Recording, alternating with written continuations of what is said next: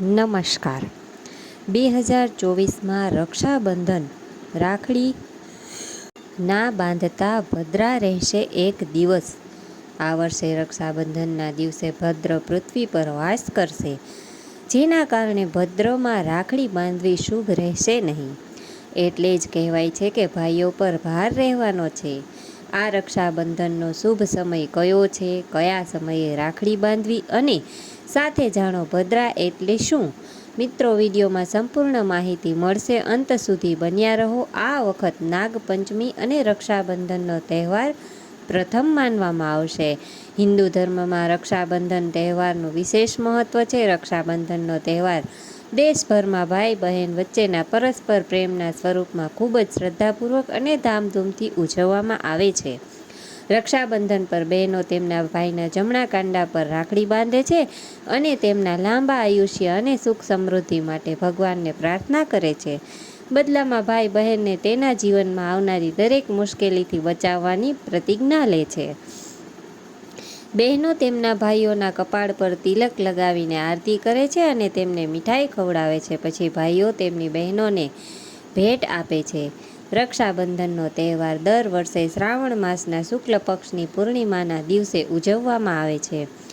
આ વખતે શ્રાવણ પૂર્ણિમા તિથિ 19 ઓગસ્ટ સોમવાર પર રહી છે. સાથે જ આ શ્રાવણ પૂર્ણિમા તિથિ પર ભદ્રની છાયા રહેશે.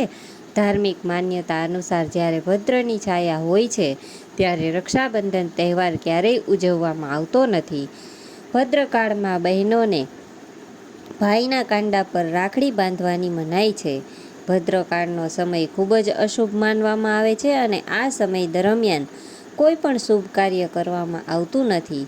તો ચાલો જાણીએ રક્ષાબંધનના તહેવાર પર ભદ્રનો પડછાયો કેટલો સમય રહેશે, રાખડીનો તહેવાર ક્યારે ઉજવવો અને રાખડી બાંધવાનો સમય કયો છે.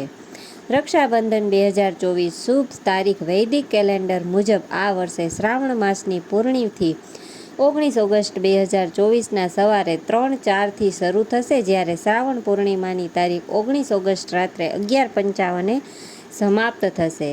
આ વખતે પૂર્ણિમા તિથિ 1 હોવાથી રક્ષાબંધનનો તહેવાર પણ એક જ દિવસ ઉજવવામાં આવશે. જોકે રક્ષાબંધન પર પણ ભદ્રનો પડછાયો રહેશે. આ વર્ષે ભદ્રાને કારણે રક્ષાબંધનની તારીખ લઈને મતભેદ છે. રક્ષાબંધન પર ક્યાં સુધી રહેશે ભદ્રનો પડછાયો? આ વર્ષે રક્ષાબંધનની છાયા રહેશે. હિન્દુ કેલેન્ડર મુજબ 19 ઓગસ્ટના રોજ 9:51થી ભદ્રા શરૂ થશે, જે બપોરે 12:47 સુધી રહેશે. આ વર્ષે પણ રક્ષાબંધનના દિવસે ભદ્ર પૃથ્વી પર વાસ કરશે, જેના કારણે ભદ્રમાં રાખડી બાંધવી શુભ રહેશે નહીં. આ રીતે ભદ્રા સમાપ્ત થાય ત્યારબાદ રાખડી બાંધી શકાય છે. રાખડી બાંધવાનો શુભ સમય બપોરે 1:30થી લઈને રાત્રે 9:08 સુધી રાખડી બાંધવાનો શુભ અને શ્રેષ્ઠ સમય છે. જાણો ભદ્રા એટલે શું. ધાર્મિક ગ્રંથો અને શાસ્ત્રો અનુસાર ભદ્રા શનિદેવની બહેન અને ભગવાન સૂર્ય અને માતા છાયાનું સંતાન છે. પૌરાણિક કથાઓ અનુસાર ભદ્રનો જન્મ રાક્ષસનો નાશ કરવા માટે થયો હતો. જ્યારે ભદ્રાનો જન્મ થયો, જન્મ લીધા પછી તરત જ તેણી આખા બ્રહ્માંડને પોતાનો વાસણ બનાવવાનું શરૂ કરી દીધું. આ રીતે જાપ પણ શુભ અને શુભ કાર્ય, યજ્ઞ અને અનુષ્ઠાન કરવામાં આવે છે. ત્યાં ભદ્રાને કારણે પરેશાનીઓ થવા લાગે છે. આ જ કારણથી જ્યારે ભદ્રા હોય ત્યારે કોઈ શુભ કાર્ય કરવામાં આવતું નથી. ભદ્રા અને 11 કારણોમાં 7મા કારણ એટલે કે વિશિષ્ટીકરણમાં સ્થાન મળ્યું છે. વૈદિક કેલેન્ડરની ગણતરી મુજબ ભદ્રા 3 લોકમાં રહે છે, અર્થાત ભદ્રા સ્વર્ગ, પાતાળ અને પૃથ્વીમાં રહે છે. જ્યારે ચંદ્ર કર્ક, સિંહ, કુંભ અને મીન રાશિમાં હોય છે, પછી ભદ્રા પૃથ્વી પર રહે છે. જ્યારે ભદ્રા પૃથ્વી લોકમાં રહે છે ત્યારે ભદ્રનો મુખ આગળની તરફ હોય છે. આવી સ્થિતિમાં આ સમય દરમિયાન કોઈ પણ પ્રકારનું શુભ કાર્ય અને કરવા પર પ્રતિબંધ છે. ભદ્રમાં કરવામાં આવેલ કોઈ પણ શુભ કાર્ય ક્યારેય સફળ થતું નથી.